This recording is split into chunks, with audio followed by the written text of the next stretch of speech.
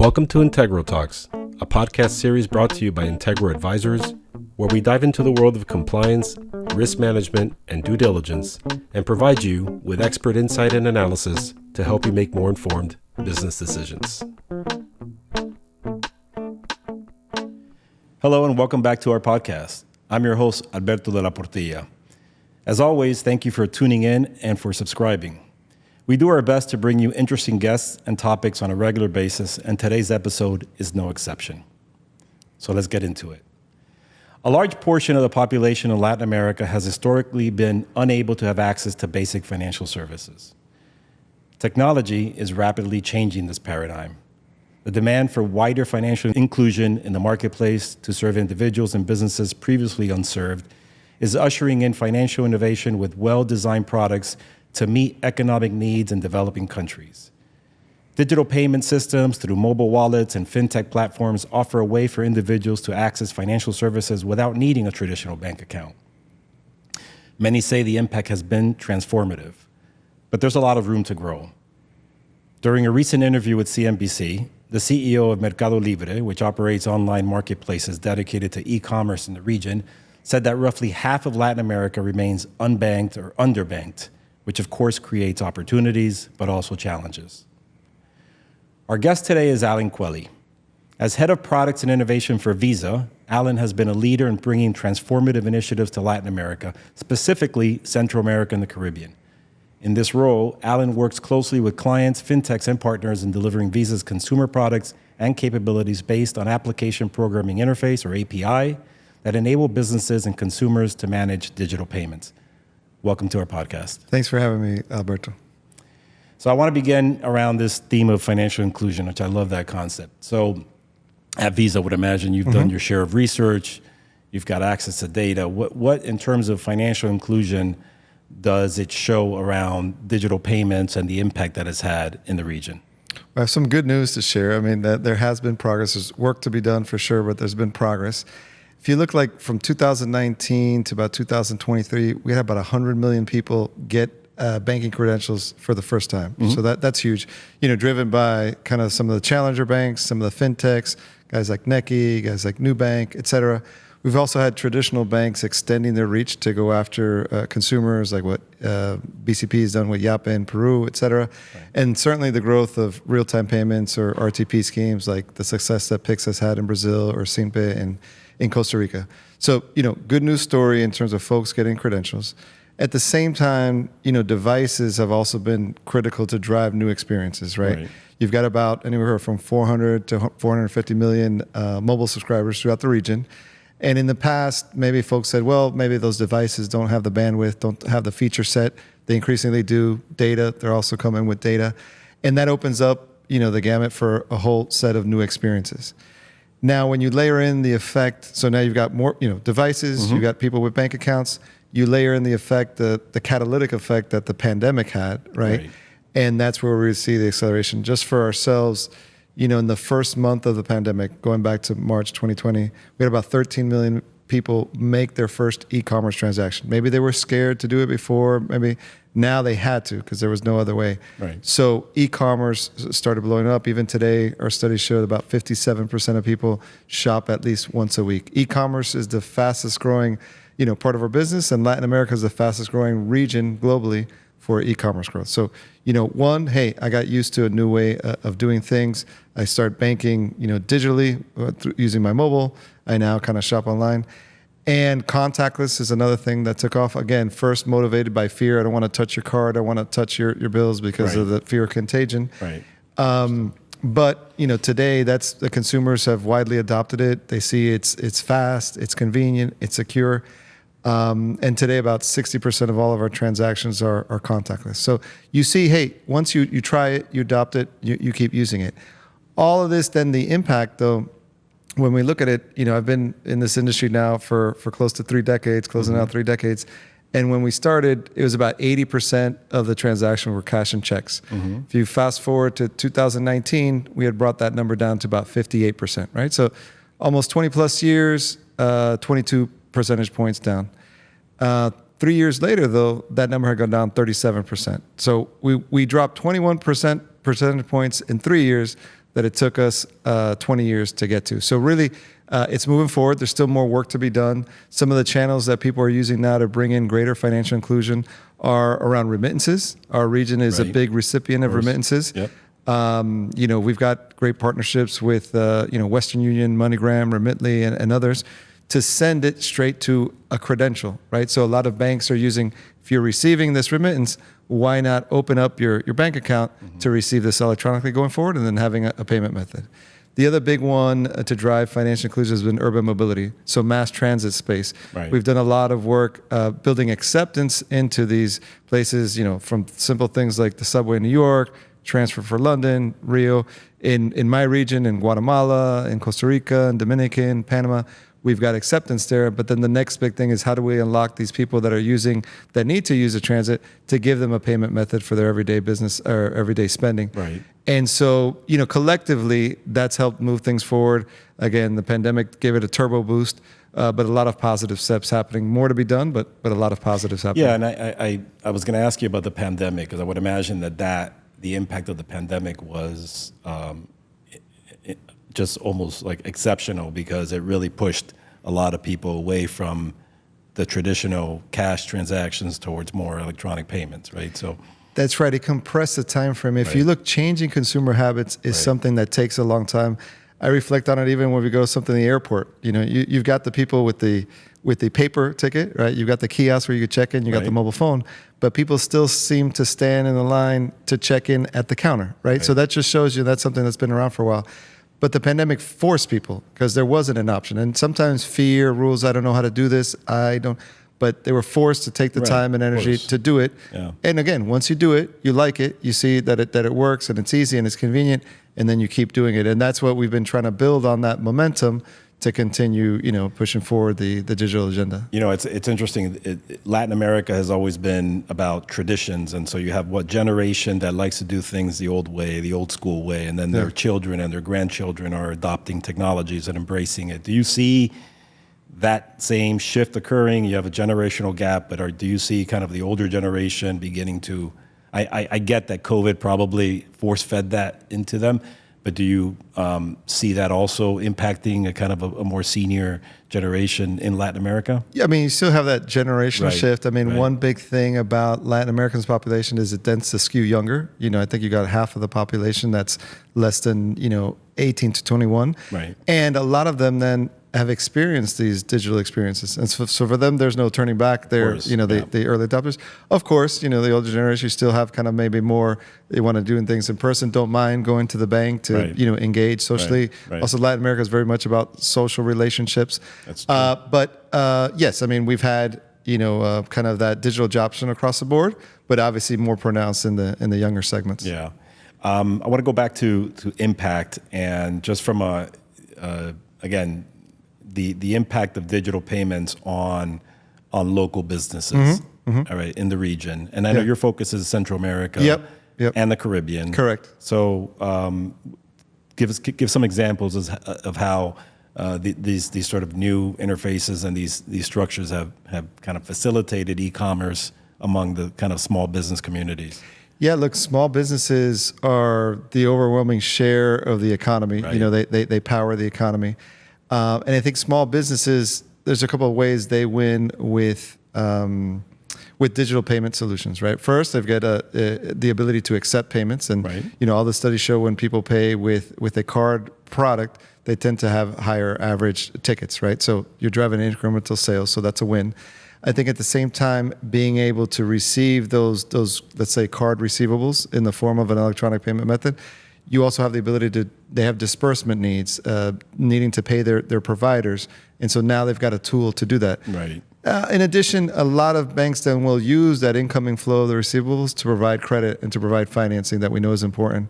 We've also partnered with a number of players, payment facilitators and others, that provide a holistic solution where payments is one of it, but they need help with their inventory, they need help with their accounting.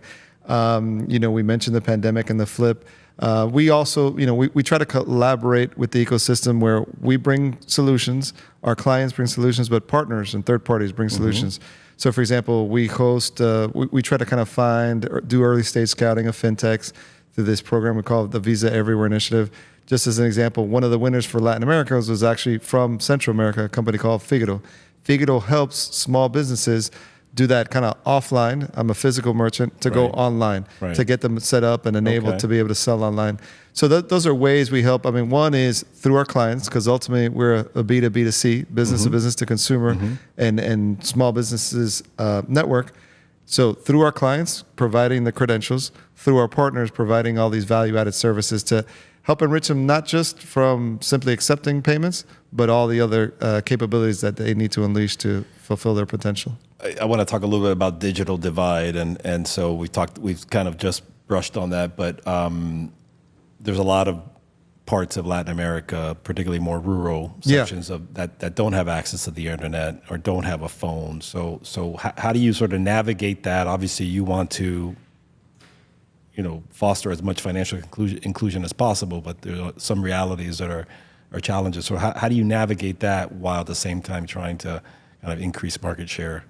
Yeah, sure. I mean, traditionally in Latin America, we've got this divide. It's almost like the capital city, and the surrounding areas tend to have the bulk of, be the drivers of the economy, the drivers of the business, but also working with, we've got clients that, some of them are kind of more rurally focused. Some of them have that broader reach, trying to identify the opportunities with them. Hey, there's this big opportunity. We do this mapping, certainly from an acceptance point of view, of where we have kind of the hot spots in terms of actual acceptance and where they need to expand. And it's right on your target, kind of more of the rural areas. Right. I mean, the good news when you look at, with the devices, I think the challenge had traditionally been data plans, right? Okay, I've got this super device, but I've got limited data, and so I can't go online to do my thing. But increasingly, that's expanding. Also working with our clients, if we're trying to enable, let's say, a small business, perhaps it's complicated to get the physical kind of POS terminal. Now we've got capabilities like tap to phone, where I can use my Android device to accept payments. So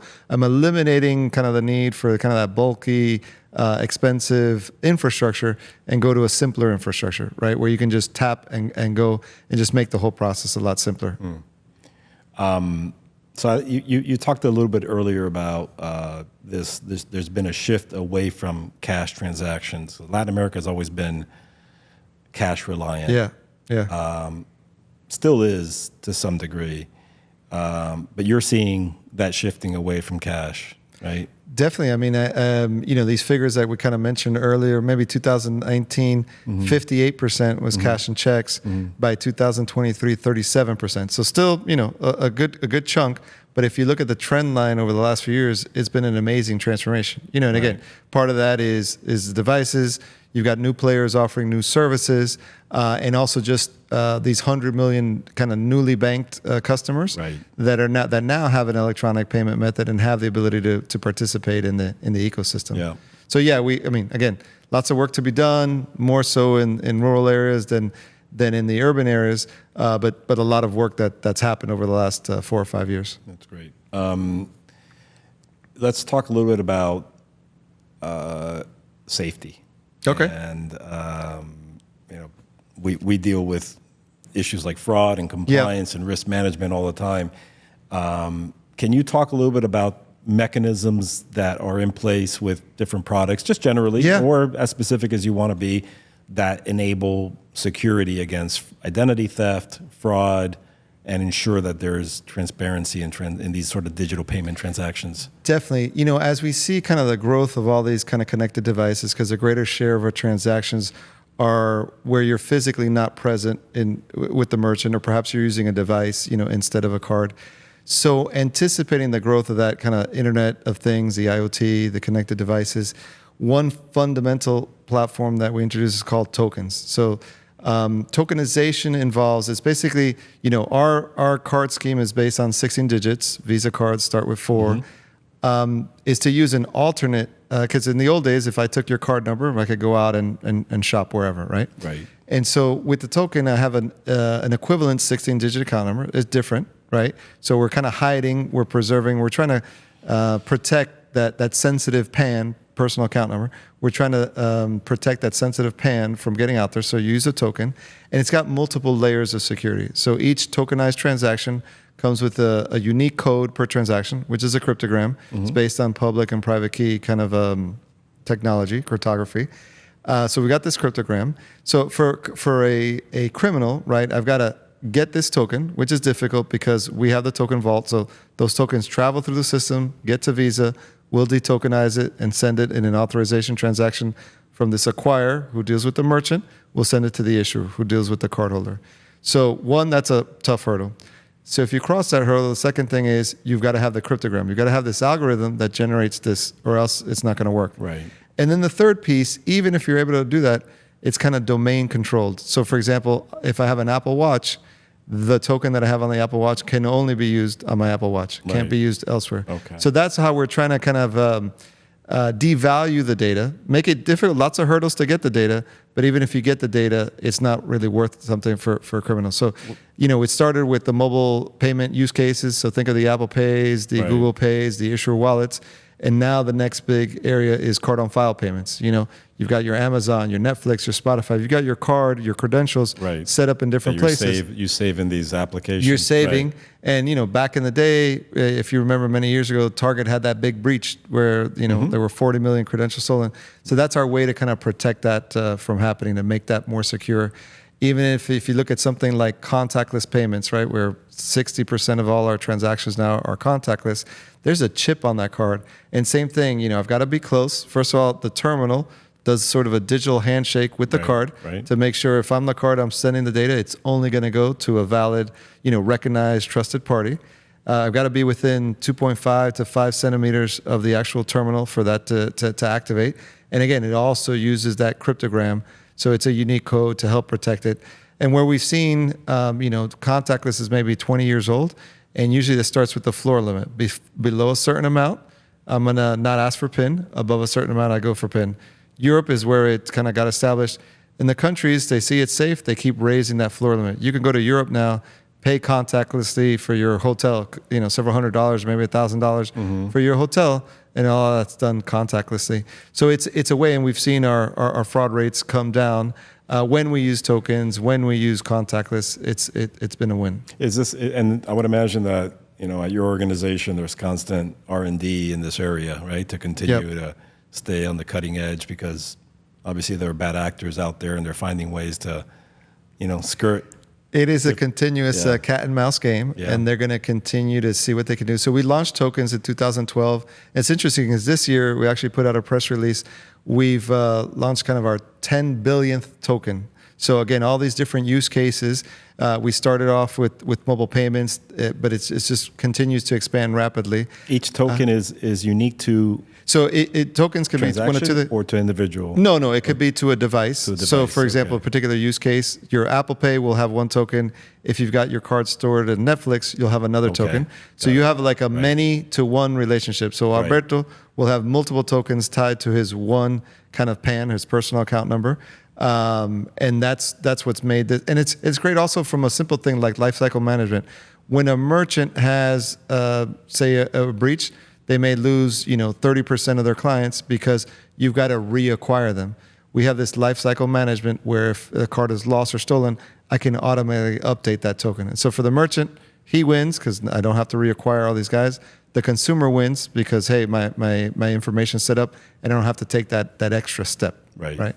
So it is. I mean, seems to be quite a few hurdles for bad actors to use digital payments to, say, evade sanctions, for example, or to just launder illicit proceeds from illicit activity. And it seems like there's plenty out there so far. Yeah, there's, I guess, multiple layers of security. We talked one, which is tokens. The other, then you mentioned kind of specifically on sanctions.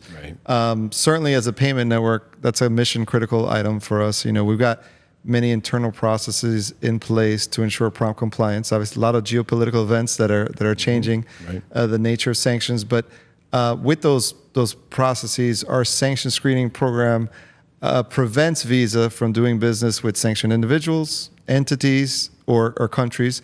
And obviously our clients or our financial institution clients or FIs, they also kind of comply with know your customer rules, with anti-money laundering to kind of prevent that.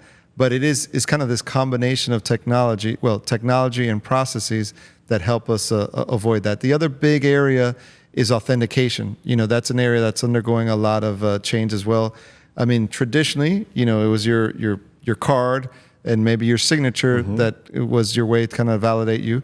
Obviously, I think we've moved into the world of, obviously passwords have kind of come to thing. When you look forward, there's a set of standards coming out, things like FIDO, the fast identity online.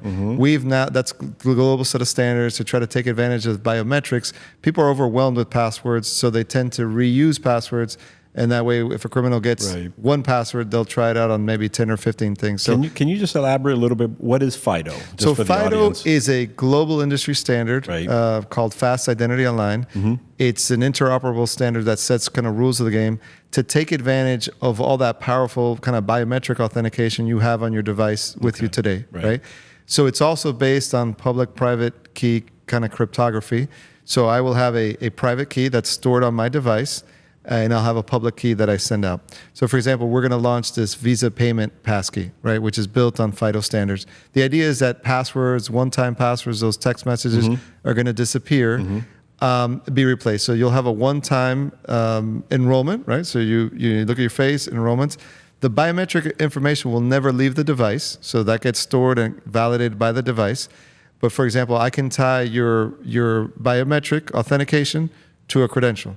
So I register once, then I won't go to perform a transaction, I'll scan my face, the device will authenticate it, it'll provide a signature, hey, Alberto's been authenticated, send that out, we'll receive that, compare, okay, this is authenticated, that means he wants to use credential ending in 1234, and off you go. So trying to streamline and take that friction out, but again, taking advantage of the amazing biometric capabilities that are out there today. And so FIDO, is that already official and launched, or is that? Well, FIDO is a global standard. But the standard's already in place? That standard's out there. Okay. And then every kind of entity is taking those standards and creating their own, like what we've done, and we made an announcement that we're going to launch the Visa payment passkey. Yeah. So it'll be authentication using FIDO standards, but linked to a payment credential. In our case, it's going to be to accelerate, but you may find it. I've had passkeys offered to me for Amazon and my Chase bank account already. So every kind of institution is taking those standards and applying them for their use cases. So all the passkeys are using what is it? Facial recognition. Yeah, facial. It could be voice. It could be a fingerprint. Basically, you are now you and your body will be what authenticates you, and replacing again passwords. So there's social engineering scams. There's people reuse them. Even password managers. LastPass got hacked maybe a year or two ago.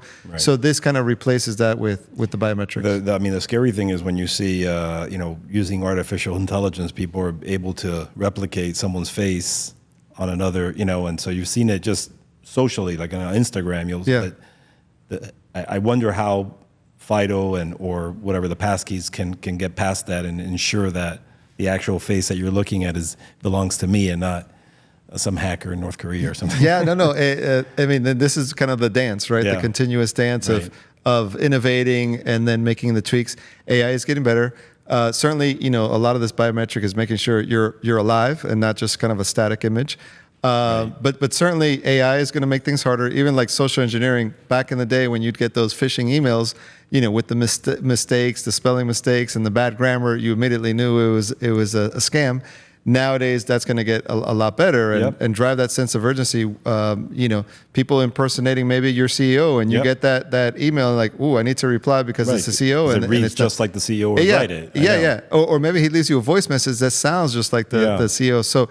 AI definitely raises the stakes in terms of the ability of fraudulent actors to create these conditions that people can fall trap to. So it's a continuous process of adjustment. Right now, the whole making sure you're alive in the biometric is one way to prevent it. But I'm sure AI may conquer that too. Soon, by this afternoon, probably. May perhaps. So you're actively traveling to Central South America. I know that's your region. Yep. not South America so much, but is it Central Right now, America focused? yeah. I mean, I've traveled throughout South America in the past, and right now my focus is Central America, Central Caribbean. America. I love traveling down to Guatemala and places like that. We have quite a few clients down there, and the Caribbean as well. And so I wanted to ask you what you see in terms of adoption of these technologies in these countries. Like, what's trending? You obviously hear about Brazil being the monster and one of the first to really embrace digital technologies in for financial activity. But where do you see that in Central America? What's trending in the right direction? And also in the Caribbean, I'm curious. Sure, no, certainly. So you've got, I mean, one of the cool things about the Caribbean and Central America for us, it's kind of like served as a lab for innovation for a lot of times when we're introducing new things. Obviously, it's a different scale, than a Brazil, 200 plus million. I think we've got 90 million across Central America and Caribbean. But definitely, it's been a pioneer in things like contactless. We have contactless in all its different form factors, not just kind of the mobile phone, the issuer wallets, the Apple Pays, the Google Pays, contactless on wearables, Garmin's and Fitbits. And a lot of that launched first in Central America and Caribbean. Contactless is huge. I think we've got some of the leaders, Guatemala specifically and Costa Rica. About 80% of their transactions are contactless, so leading kind of the region with contactless payments. We mentioned things like urban mobility, what we're doing there in that space, and also government, helping governments disperse funds, but also collect funds. In Panama, you can pay taxes with your cards, but we've worked in Guatemala and the Dominican Republic, certainly during COVID and beyond COVID, to get mass subsidies out to individuals, to citizens, so helping enable that. So it's been a pioneer. Is there more work to do, particularly in the rural areas? Because again, we have that maybe the divide between the capital cities and the more rural areas. So more work to be done there. But it has been a pioneer in getting a lot of this stuff out there. Recently, last year, we also launched a QR-based scheme. In our industry, words is MPQR. It launched under brand name Quick in Guatemala. So again, new innovative capabilities being launched first in Caribbean and Central America, serving as a lab. Things that are close to us too, that we're working to see how we collaborate. But CBDC, right? These central bank digital currencies. Obviously, there's programs going on around the world, but we've got 3 in the Caribbean, which is remarkable. Sand Dollar in the Bahamas. We've got the Jamdex digital currency in Jamaica, and then in the Eastern Caribbean we've got Dcash. So a lot of cool things. Again, the scale is different, but again, serving as a lab for the rest of the region and the world. So you see, as far as Central America, Guatemala seems to be, a bit of a pioneer in terms of definitely a pioneer and embracing and. Definitely a pioneer. Costa Rica's done a lot too with contactless. I mean, I'd say those two within Central America and the Caribbean, obviously. Puerto Rico is always this kind of bit of a hybrid between U.S. and Latin America. Caribbean, and then the Dominican Republic, great stable economy, lots of growth, and doing a lot of amazing things there as well. Yeah. So these, we've talked quite a bit in terms of how these innovations and these technologies have impacted growth, and it seems like in terms of just enabling commerce between the U.S. and some of these countries is facilitated by e-commerce and again these technologies, right? So, do you want to add anything in terms of? I would say, well, I think maybe an area where there's a bit of pain points. I think from a consumer space and certainly enabling we have a lot of cross-border e-commerce. Maybe you don't find the goods and services you're looking for in your home country, or you're on an island. You'll shop in the U.S. or other parts. So we've definitely facilitated that. I think where there are a lot of pain points would be business-to-business payments. So let's say you're a car manufacturer buying a lot of steel. These are kind of multiple millions of dollars in a transaction. And today, the process, there's a lot of intermediaries. Maybe it's a swift transaction. Maybe it takes a couple of days and it's costly and a lot of friction. So there's big opportunities there. We're also doing a lot with programs like B2B Connect, kind of a blockchain-based system for establishing commercial terms and conditions, but then settled through kind of the Visa rails where we have a kind of a trusted set of financial institutions on each side designed to streamline that and make that easier for businesses. So I think there's still a lot, there's work to be done across the board, but I'd say business to business payments is definitely an area of opportunity for growth because there's just a lot of friction there today. Right. Well, this is good. I mean, we've covered a lot of ground in a very short period of time, more ground than I thought we would, to be honest with you. So, every time we do a podcast, though, we always finish on a lighter note. Okay. And I mentioned this to you. Yes. And because I'm an avid fan of music, I always like to ask a music question. Fire away. Good, fire away. So I will. So I think that you are a U2 fan. I am a U2 fan, yes. All right. So I've made the pilgrimage to Dublin to go see them. You made the pilgrimage to Dublin. And did you go to the Sphere? Did you see them? I did go to the Sphere. Yeah, I think I saw pictures of you. But even better, many moons ago, I was kind of like caller number 9. And I won the opportunity to meet. It was like it was a session like this in a kind of a studio like this, but there was only 8 of us with our +1, so 16 in total. Right. But I got a chance to take my photo and chat a little bit with Bono and Larry Mullen Jr. Okay, so fan is probably not the right term. Fan is good. Fan is good. So I'm sure you've got a lot of opinions about the band, and I'm sure they're all positive. But I wanted to ask you, what is your favorite U2 album and why? Favorite U2 album and why? I mean, I think I would say, I think that the top 2, it's funny. I'd say I have to pick a favorite. Just pick one, and then we can chat about it. I'm gonna go with Under Blood Red Sky, which is their live album, right? Because they were just so raw, and it's based on that Red Rocks concert, which after that they never played again. And it's just so raw and full of that kind of youthful energy where they got a lot to say and they put it out there. So that one I always enjoyed. That was back in our day when MTV actually played music. Yeah. That was tended to play. Obviously, Joshua Tree, Octung Baby are excellent albums as well. But yeah, I'd say that would be if I had to pick one, it would be Under Blood Red Sky. That's their live one. That's a great. I think, in my opinion, their greatest album today. I mean, if you asked me 10 years ago, I'd probably have a different opinion. But I think their greatest album today, looking back, across their history, is Acting Baby. Yeah, sure. Because to me, it sort of, they kind of went in a completely different direction. They sort of incorporated electronic beats into it, and yet still maintained that kind of energy and exuberance to their music. And they just created this style that they showed that they can modernize. Yeah. But I will say that some years back I was blogging about my favorite U2 recordings, and my favorite recording of all time is when they recorded Bad at Under Blood Red Sky. Oh yeah. I mean that recording. And you could watch the video on YouTube. It's just it just moves you. No, Bad is one of their top songs, and right. And Bono's kind of discussed that in the past. It's about heroin addiction, losing one of his close friends to heroin addiction. And some of the lyrics are very evocative because they make you feel that kind of desperation that maybe an addict feels. That's a great one. That is awesome. So this sort of brings us to wrapping this up. I want to thank you for your time and participating. I thought that was very informative. I want to thank the audience once again for tuning in, and please subscribe to watch previous episodes and also stay informed on upcoming events.